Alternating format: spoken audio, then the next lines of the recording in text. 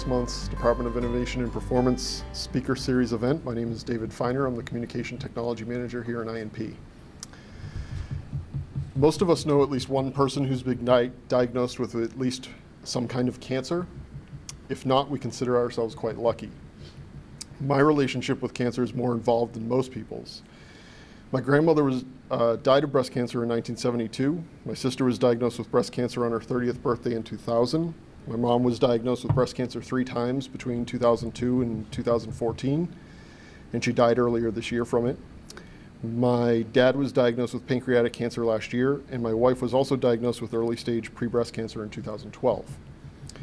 I'm the only person in my immediate family not to be diagnosed with cancer, but there is a chance that I'll be diagnosed sometime before I die. Why? Because of the BRCA gene mutation that affects my family. My wife's family also has the BRCA gene mutation, so learning more about this hereditary mutation has been very important to us as we've created our own family.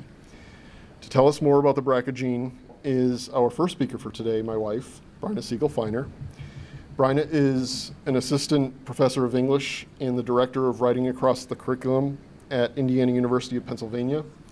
Her PhD is in composition and rhetoric. She's currently studying how women with genetic mutations use writing to create activist communities. She's also active in the local chapter of FORCE, which stands for Facing Our Risk of Cancer Empowered. Would you please welcome my wife, Bryna Siegel-Feiner.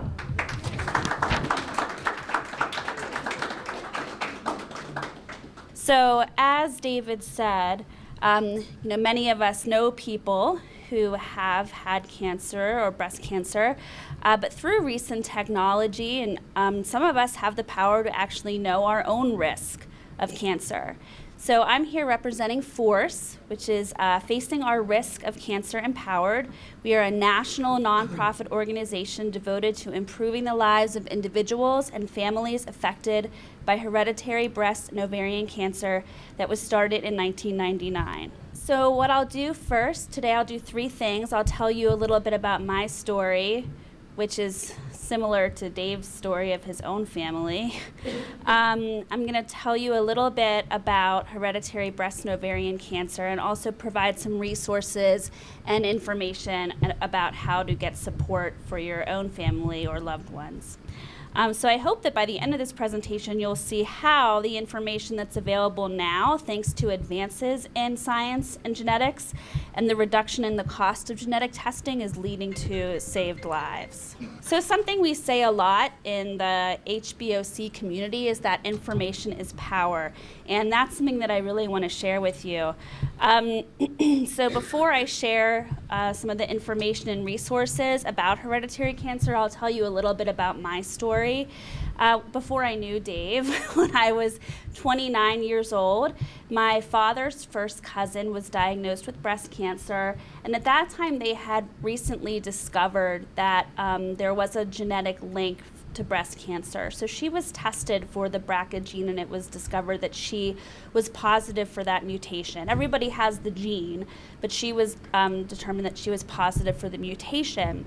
So what that meant was she figured out that she had inherited this gene mutation from her mother, who had died from breast cancer many years earlier.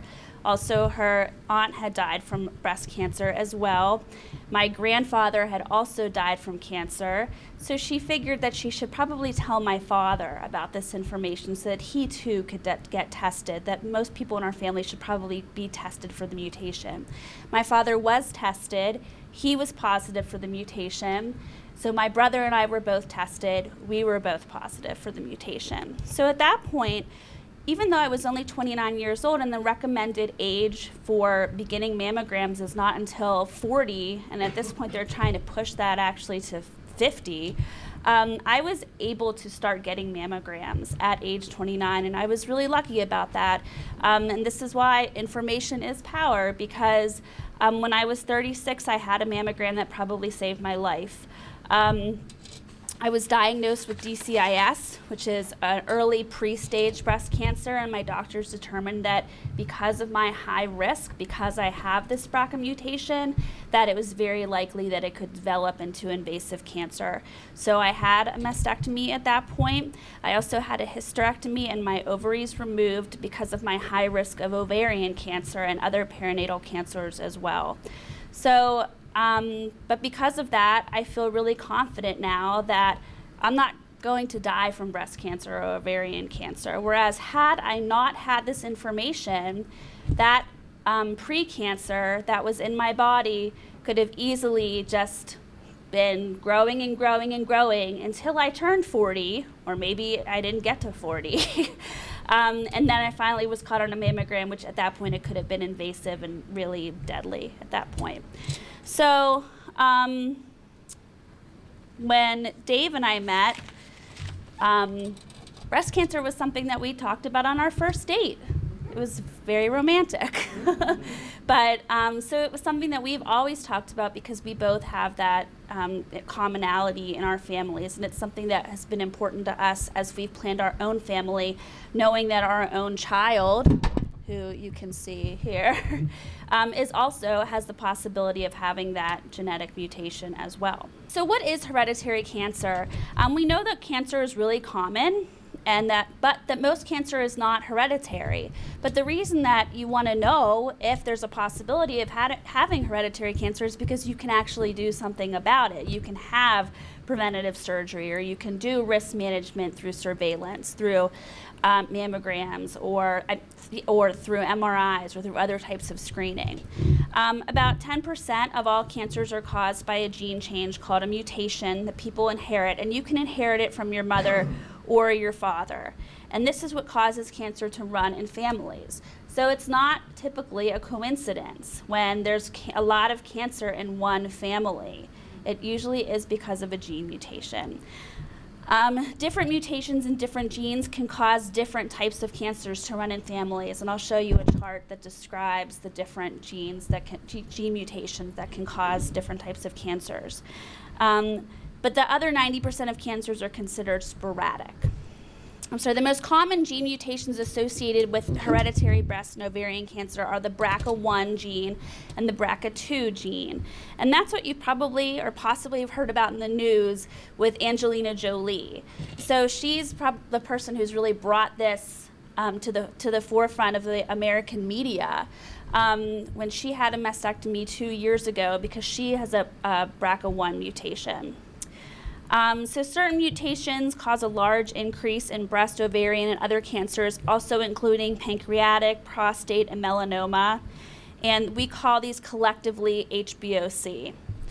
Other mutations, such as those listed here in this second line, have also been linked to HBOC, but we're just learning a little bit more about them. The BRCA1 gene was discovered in 1990, so a lot of research has been done on that for the last 30 so years. These other genes we're really just learning a little bit more about them now.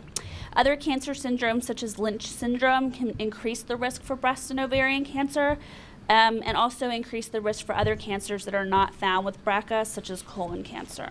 Some people undergo genetic testing for these mutations, and they might receive a negative or an uncertain result.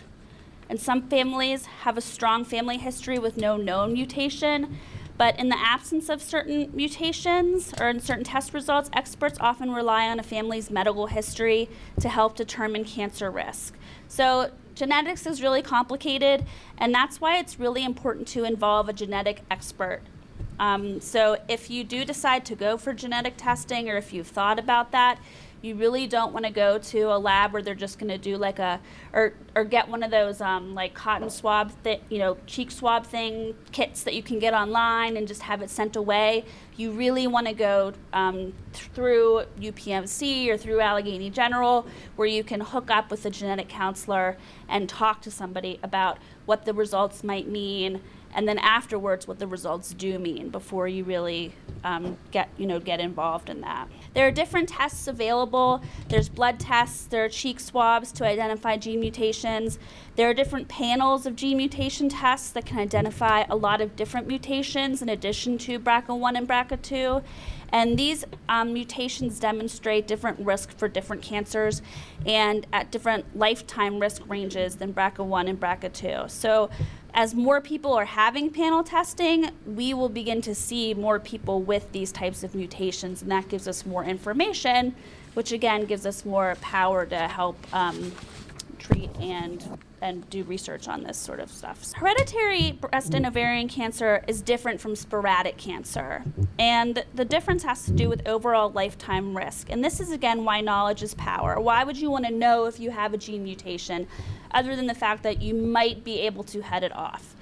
As you can see in this chart, someone with a BRCA mutation has a much higher lifetime risk for breast and ovarian cancer than the general population. So while somebody in the general population might have a 12.5% chance of developing breast cancer, which is already really high, scary high already, somebody with a BRCA mutation has up to an 85% chance of developing breast cancer in their lifetime, which is terrifyingly high. So women also have a higher risk of fallopian tube and primary peritoneal cancer, which are all similar to and treated like ovarian cancer. And as many of us know, there really is no way to determine if somebody has ovarian cancer until they're really close to dying from ovarian cancer. There's really no way to determine if somebody has that. So that's why many women opt for a preventative surgery to remove their ovaries rather than waiting to determine if there's something going on there. Men have a slightly higher risk for male breast cancer, but because risk assessment is not yet an exact science and different studies have shown different ranges of risk, genetic experts use a risk range to sort of say that you can see a risk of 40 to 85% chance. So you still can see that that is a high risk range, but it's still a range. The same thing is true for prostate cancer. The risk ranges from 15 to 25% versus 14% in the general population, and slightly higher for pancreatic and melanoma for men and women with a BRCA mutation. So those are all things to consider too.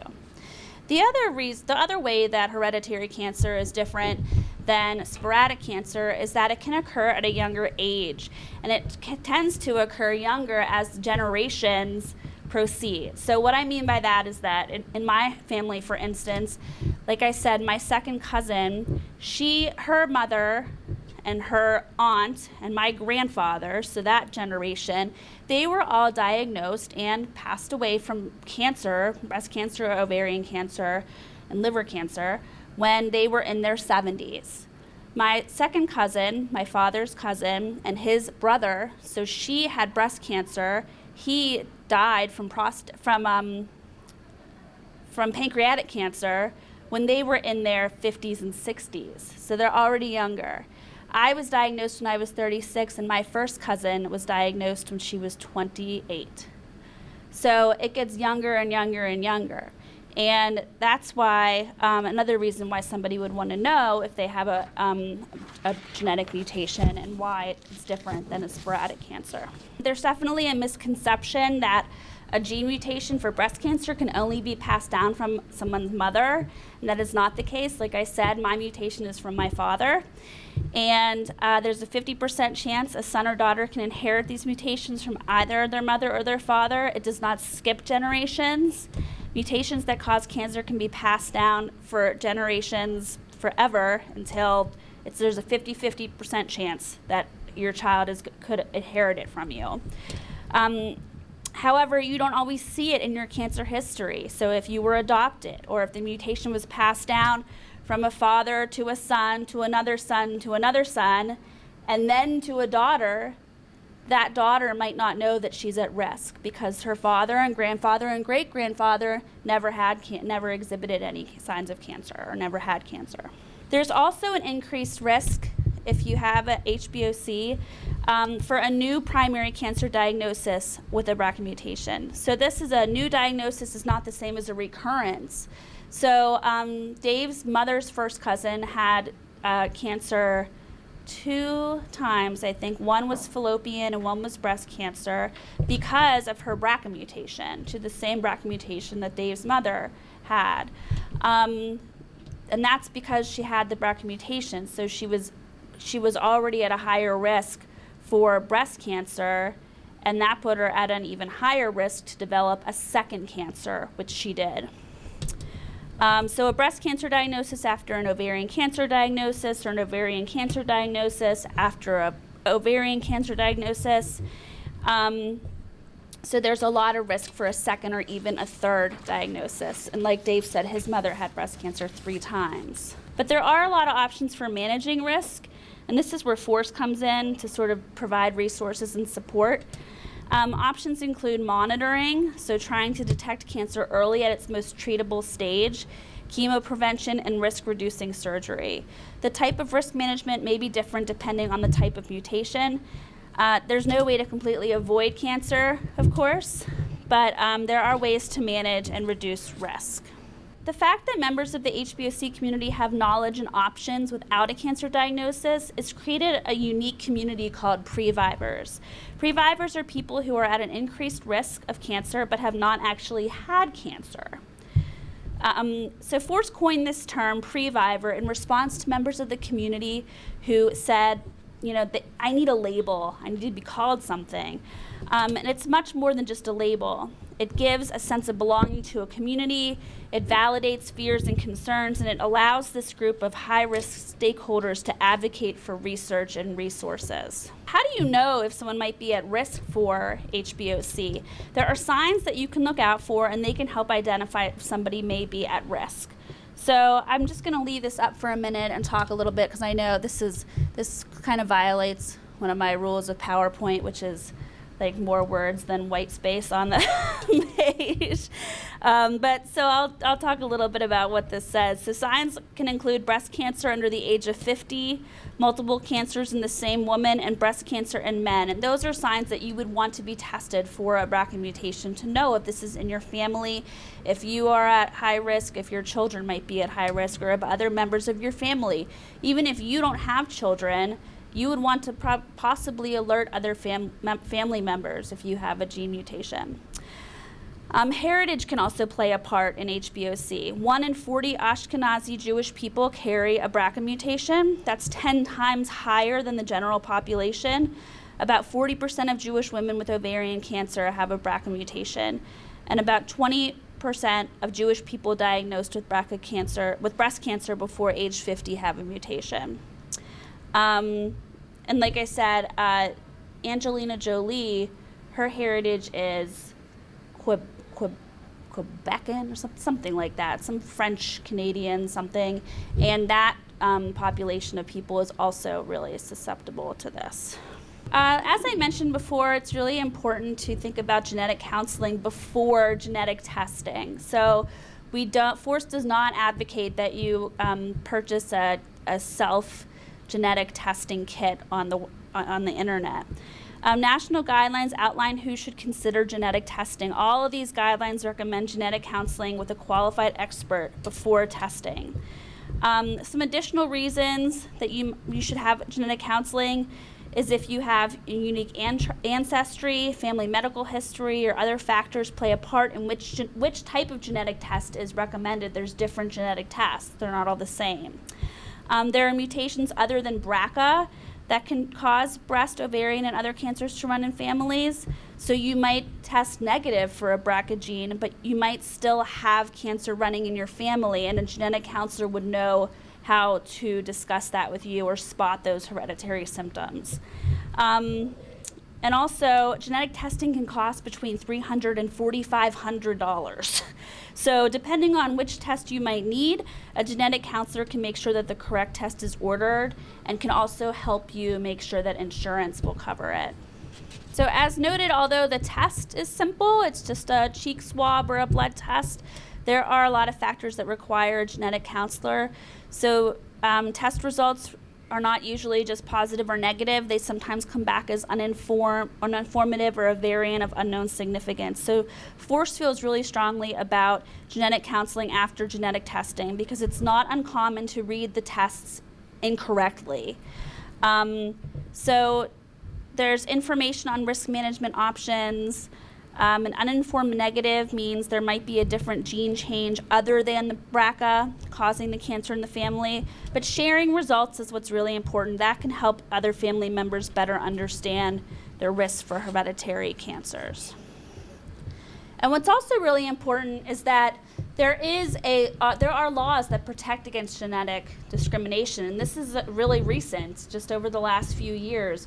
It used to, when I was tested for the BRCA mutation, I could not tell my doctor because if my doctor wrote it in her, my primary care physician wrote it in her notes and that went to my insurance carrier, they were legally allowed to drop me from my insurance as a risk. So employers at that time didn't have to hire you if they felt that if they knew that you had a genetic risk of a disease like cancer or some other genetic disease. So now the Genetic Information Non-Discrimination Act is in place. It prohibits health insurers and employers from discrimination based on your genetic information or status. It doesn't apply to life, disability, or long-term care insurance, unfortunately, but it does place protections under HIPAA and the Affordable Care Act. So that allows you some freedom as well. So lastly, I just want to talk a little bit about FORCE. There is a local chapter of FORCE in Pittsburgh. FORCE also has a really amazing website where you can find their helpline, local support, message boards, chat rooms, tons of pictures and information, links to research. They do a national conference every year. It's been in Philadelphia, it's been in Orlando. So depending on which of those is more appealing to you, there could be reason to go for that. Yes, so this year it's going to be in Orlando. It's the largest annual gathering of people with BRCA mutations and hereditary cancer. There's tons of presentations by surgeons, by genetic counselors, by oncologists. But if you're interested in FORCE or learning more about us, you can go to the website. It's facingourrisk.org, and there you can also find information about the local group, which is in Pittsburgh. And this is our information. It's on Facebook too, facebook.com/ForcePittsburgh. And those are our outreach coordinators, Robin and Cole. And either of them would be happy to talk to you more about this. If you want to email Robin, it's robink@facingourrisk.org. And of course, we're on all the social media outlets of your choice. Lastly, I should say, because this is definitely FORCE's message, that you should be proactive with your health. And from the perspective of HBOC, it's most important that you know your family medical history and as much about that as you can. So thank you for having me.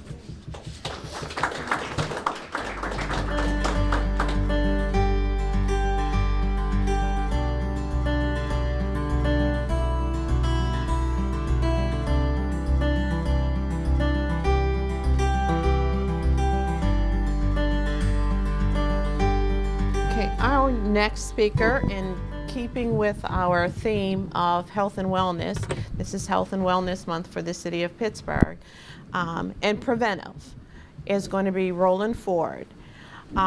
Rollin's organization is P.E.A.C.E. Positive energy always creates excellence. He is a certified personal fitness trainer. He is a group exercise instructor, a certified dance instructor, a choreographer, a marathon runner. And my personal experience with Rollin has been, while I've taken several of his classes, First Night and City Parks, he also DJ'd and instructed at a birthday party for my sister. So, Rollin Ford. All right, well, I do want to thank Stacy Hill, David Fine, and any of the members of the Innovation and Performance Group for asking us to come and be with all you wonderful people here this afternoon. So my name is Rollin Ford, and has anyone seen anything that I've done in terms of dance in the city of Pittsburgh? All right, so a few people are familiar and many are not. But my name is Rollin Ford. I am a product of Pittsburgh. I'm known for physical activities, running and dancing. Not really a public speaker. This is actually my first time doing this. So I hope you'll be patient and bear with me as I struggle to try to find some words. I'm used to talking with my feet, primarily. But born and raised in Pittsburgh, grew up in a hill district, little neighborhood at the top of the hill called Sugar Top is my stomping grounds. Lived on Milwaukee Street and grew up with a mother, father, very loving, active people. And I have 6 siblings, 4 sisters, 2 brothers. Some of you have heard the little story. There was an old lady who lived in a shoe, had so many children she didn't know what to do. Not quite like that, okay? But, 7 children in my family. In fact, I have a sister here. And at one point in time, my father, a very loving person, allowed his brother and his family to move in with us. They were on the first floor, we were on the second floor. And then before they actually moved out, he also allowed his sister and her family to move in with us on the third floor. So at that point, we had 15 children in one household. And surprisingly, all the rest of the neighborhood was always over our house anyway. So not the little old lady, but quite a few children. The fortunate thing is that almost directly across the street, almost like our front yard, there was a little neighborhood park. Heron Hill Park, I think it's titled now Robert Williams Park. Lots of grass, lots of trees, lots of paths, and a reservoir. So that is where actually my running career had its genesis. Neighborhood school was right down the street, playground, and we walked everywhere. This was before they had all the busing that they have for schools now. So got a lot of work with our feet, and this was before the age of Xbox and all this other stuff where kids are inside. We were outside all the time. We're outside playing, hopscotch, running, games, so on and so forth. I went to Shenley High School. There's a big triangular building in Oakland that is not operating as a school anymore. It's just sitting there. Wasn't healthy enough to continue as a school. I think one day it's going to become condominiums, though. You can bet on that. But anyway, Shenley High School, sports was a big thing there. My senior year, 1966, we actually had the state basketball championship team, class of 66. So, of course, basketball, most of those guys, 6 foot, 6'7", so on and so forth. I actually grew a few inches since high school. I was always the shortest one in my class. So running was something that I found out I could do where my size wasn't a handicap. We didn't get the recognition that the basketball team got, but in my senior year, I actually set the school record for the 2-mile. It might have been because it was the first year they had it, and I just happened to have the fastest time. But also in my senior year, our cross-country team won the city championship. That was significant to me because I was the captain of the team, and I was the de facto coach of the team. I say that because the first 3 years our coach was with us, and then he retired, and they had to find a replacement, and they got the swimming coach to come and coach the cross-country team, and he knew a good bit about backstroke and breaststroke, but didn't know very much about running. So I created all the workouts and kind of guided the team members to a very successful season. Continued running when I went to Columbia University, New York City. That's where I met my wonderful wife. She always asked me not to point her out. Married 42 years. my better half, of course. New York City, all kind of things were happening at that time. The assassination of Martin Luther King, and a few months later, Robert Kennedy. It was really the best and the worst of times. So we got into all kinds of things, in addition to school, community development, worked on Wall Street for a little period of time. It was the flower power generation, lived in a village for a period of time. So I tell people I have several different lifetimes.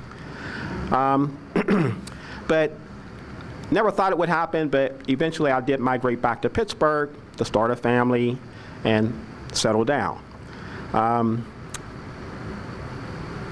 At the age of 31, I ran into a good friend of mine. He was part of the cross-country and track teams, stayed in the Army, stayed in shape.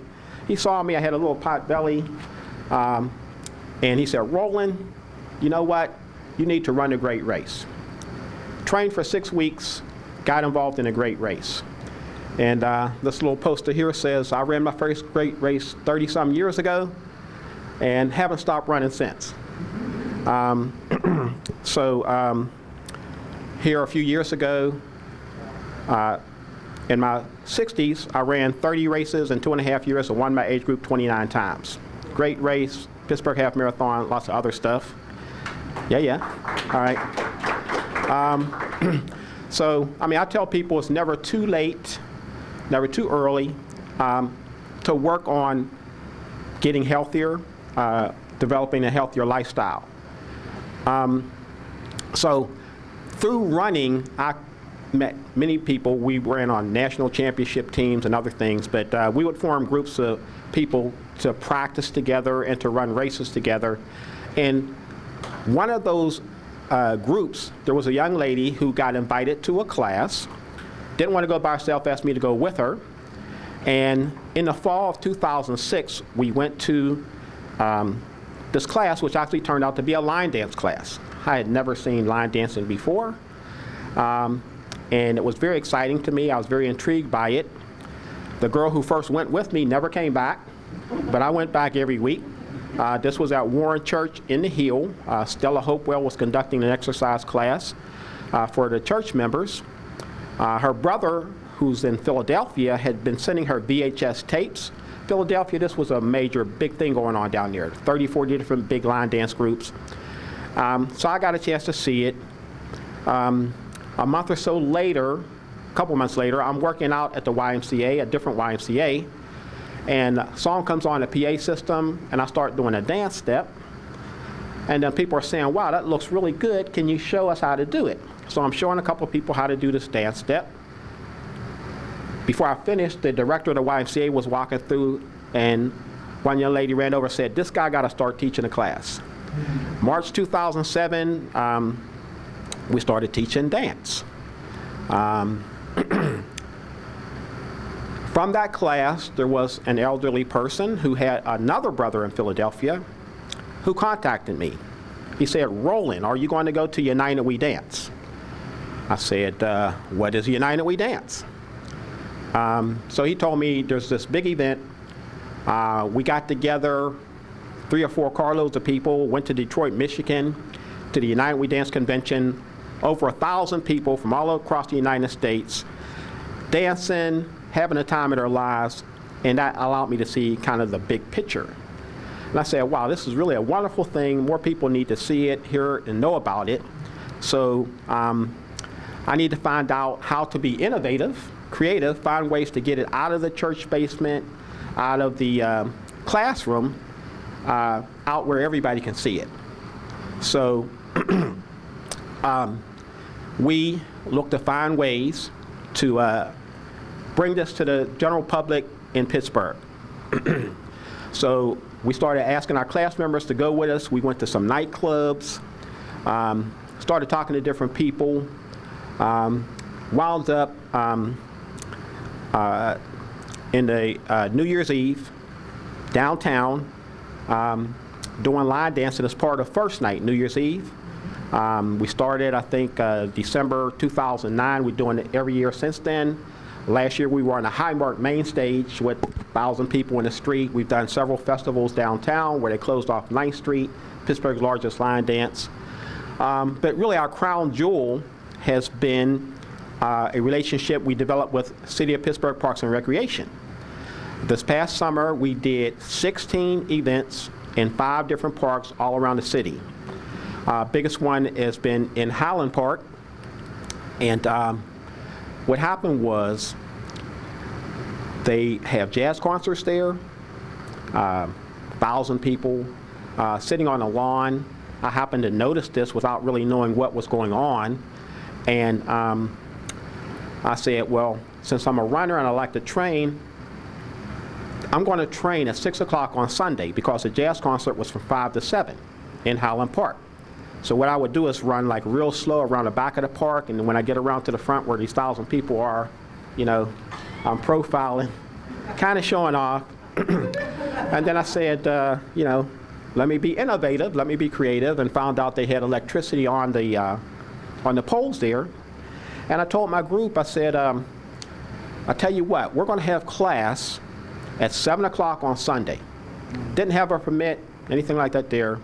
Plugged my equipment up. The jazz concert went from 5 to 7. When they played their last note, I put on the electric slide.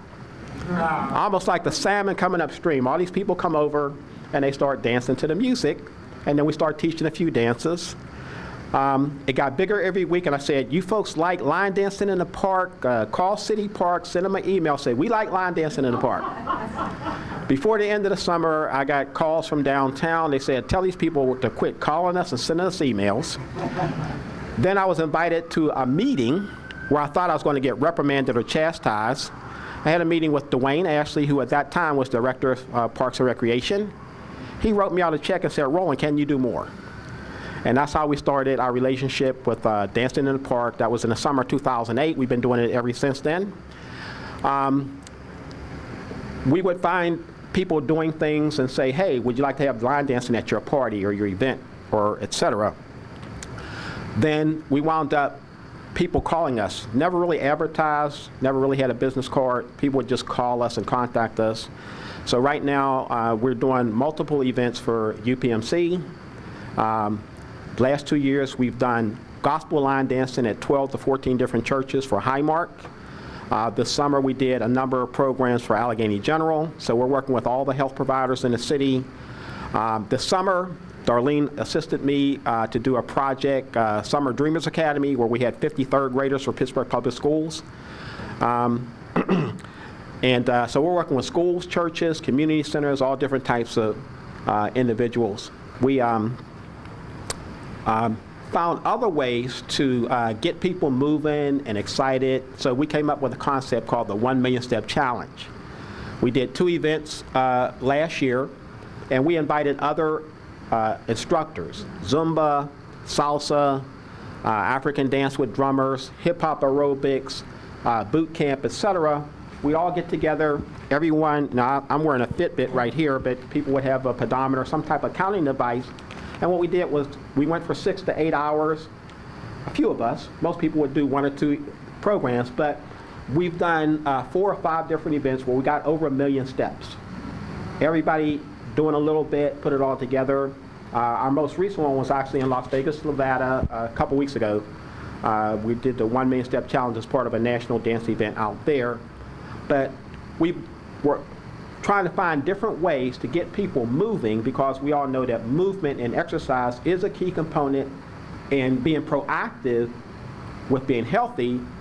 But most of us, I mean myself, I don't really want to go to the gym and do sit-ups and push-ups and throw weights around. I mean, how many people really like to do that? A few. But if you can have fun doing your exercise, I believe people would have a tendency to do it a little bit more often. Okay? So anyway, we found an innovative way to get kids involved. I don't know if you can pull up this video here. Found out in working with kids, if we could get them to actually have the ability to choose their own music that they like, and have them create their own dance steps and put it into a pattern that they would have fun and enjoy it. So this is Cops and Kids Camps that we've done for about 3 different summers. And I mean, you see them laughing, they're having a good time, not even realizing that they're really exercising. So that's what we try to bring to the table. There's something on here that we need to close out. The other thing in this particular dance is the kids are allowed to scream and shout, and they're allowed to run around. Okay, where normally, you know, when you have a group of kids, you tell them sit down, be quiet, you know, don't make any noise. That's good enough. That's good. So, and then we look to try to be inclusive and make it available for everyone. This summer in July, if you want to be able to bring that up, when we're doing gospel line dancing at several churches, I met a young lady, and she was telling me her story, and she said, you know what, I have my birthday next month, and I said, you know what, I'm going to do a special dance for you at your birthday party. So this is the young lady here, 103rd birthday. 103 years old. She said one of the keys for her is staying active. And I don't know if you can see, she got on some little heels there. And the video that we made, this is actually the 4th line dance that she completed at this event. So we selected some music that we thought that she would be comfortable with, and put together a step. Now I teach 2 classes a week at the Thelma Lovett YMCA with seniors, and I shared this video with them because I said, now you guys have no excuse, right? Emily Kearse is 103 years old, and she's able to do it. We are also working on actually structuring some of the program that we're doing. So we're looking to actually create a curriculum for children in different age levels. We're looking to create a curriculum for seniors that have adaptive dances and moves for them. And we're even looking to do some adaptive, innovative, and creative dance and exercise routines for some special needs populations. Hearing impaired, visually impaired, mobility impaired, mentally challenged. So I guess that's why Stacy asked me to come and speak to you guys, because we've tried to be creative and find different ways where we can bring what is really helpful to us. 10 days ago, I had the anniversary of my birthday, and I turned 67. I tell people I'm a 37-year-old, 67-year-old, still run marathons and other good stuff. But I get up and I feel like $1 billion every day. I thought I would be innovative and create a dance for the song that he wrote for me and actually share it with you guys today. So in a few minutes, we're going to ask a few of you to be brave, get out of your comfort zone, and come up here, and you're actually going to experience what we do, right? We take people who do not dance, anybody think they have 2 left feet here, right? And actually help you to get up and get moving. They say a picture's worth 1,000 words, so we have a few pictures here, a couple videos, but nothing beats firsthand experience, all right? So I'm going to ask for a couple volunteers to come up here with me. Come on up. Come up here with me. I would love to get somebody who's never done this with me before to come up. I've done it before. Not to this song. Nobody has done it to this song. All the ladies in the last row. Nobody has done it to this song. Guys too. Come on, Scott, you can do it. Guys too. When we go to the park and we do different events, is we walk through a dance step before we play the music.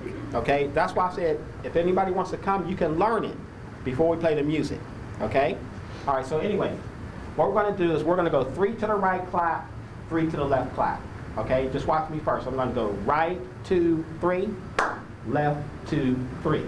All right, so I want you to try it with me. 5, 6, walk 3 to the right. Go right, 2, 3, left, 2, 3. All right, now we're just gonna go side to side, right, left, right, left. All right, we're gonna put those two together, right?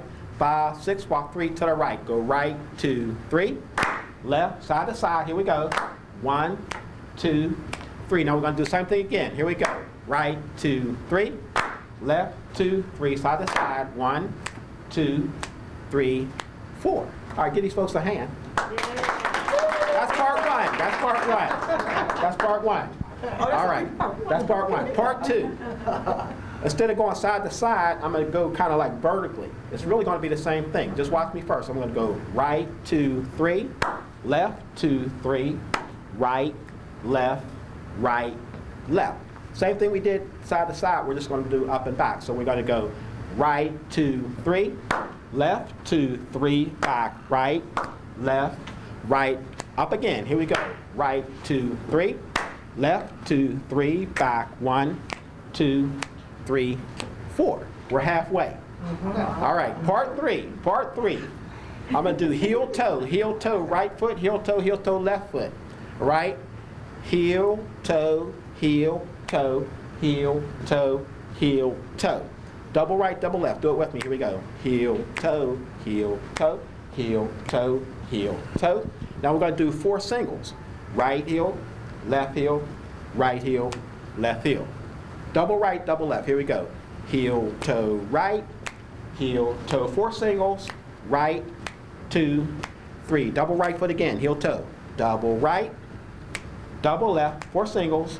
1, 2, 3, 4. All right. One more part. One more part. I'm going to make a circle. I'm going to turn to my left. My left foot's going to be the pivot. My right foot I'm going to tap around 8 times. Just watch me. I'm going to go 1, 2, 3, 4, 5, 6, 7, 8. All right, try it with me. Here we go. 1, quarter, turn, 2, half, turn, 3, 3/4, turn, and back to the front. Now we're going to do the same thing, only going the opposite way. So now the right foot becomes a pivot. 1 1/4 turn, 2 1/2 turn, 3 3/4, and back to the front. Now you can be hearing this too. Okay. Yeah. Okay, so now we've taught them the dance, right? And I call this dance, You Can Do It. You can do it, right? You can do it. All right, now we're going to see if we can do the same thing that we just walked through with the music. Now this is a one-wall dance, which means that you folks get to see me the whole time. Yeah, that's it. Now the guy we showed on the video, Akil Soon, he wrote this music for me. Here we go. Right, 2, 3. Left, 2, 3, side to side. 1, 2, 3. One more time, 3 to the right. Here we go. Right, 2, 3. Left, 2, 3, side to side. 1, 2, 3. Now we're going to move it up, going forward. Here we go. Right, 2, 3. Left, 2, 3. Come back. Right, left, right. Take it up again. Here we go. Right, 2, 3. Left, 2, 3. Coming back. 1, 2, 3. Now we're going to do the heel toe, right foot. Heel toe. Heel toe left. 4 singles. 1, 2, 3. Heel toe right, double right. Double left. 4 singles. 1, 2. Now we're going to make the circle. 8 count going to the right. 1 1/4. 2 1/2. 3 3/4. And back. Other way. Here we go. 1 1/4. 2 1/2. 3 3/4.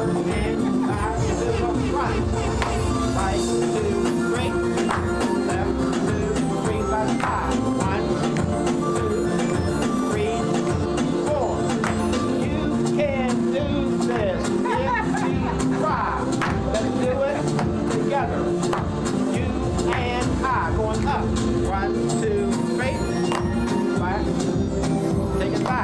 right, left, right. You can do this if you try. Let's do it together. You and I. Heel toe, right,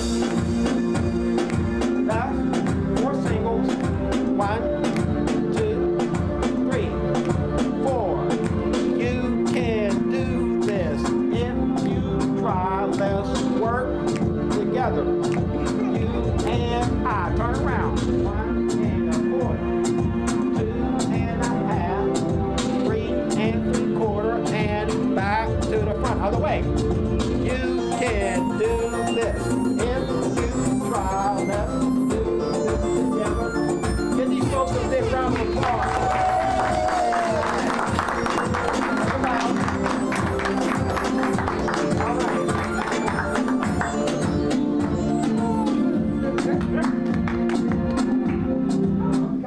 So that was actually a world premiere of this dance. We've never done it before, never in a class. Even my wife, I think it's the first time she's ever seen it.